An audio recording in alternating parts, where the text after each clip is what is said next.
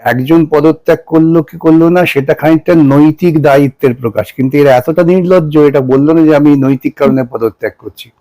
এরা পদত্যাগের পেছনে একটা কুযুক্তি করার চেষ্টা করলো। সেজন্যে আমি সমস্ত ছাত্র যুবদের কাছে যেটা আহ্বান করব যে আপনাদের লড়াইটা চালিয়ে যান।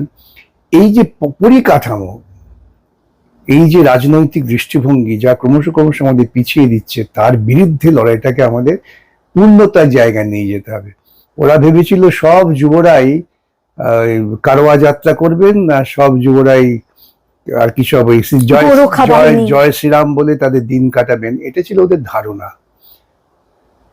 কিন্তু যুব সমাজ যে বাইরে যেতে পারে, ওরা ভাবতে পারেনি যে বিজেপি নেতাদের ছেলে মেয়েরা প্রকাশ্যে দাঁড়িয়ে তার বাবা মাকে নিন্দা করছে। এটা যদি গতিবেগ পেয়ে যায়, যা যাচ্ছিল, তাতে ওদের ঘুম ছুটে যেত।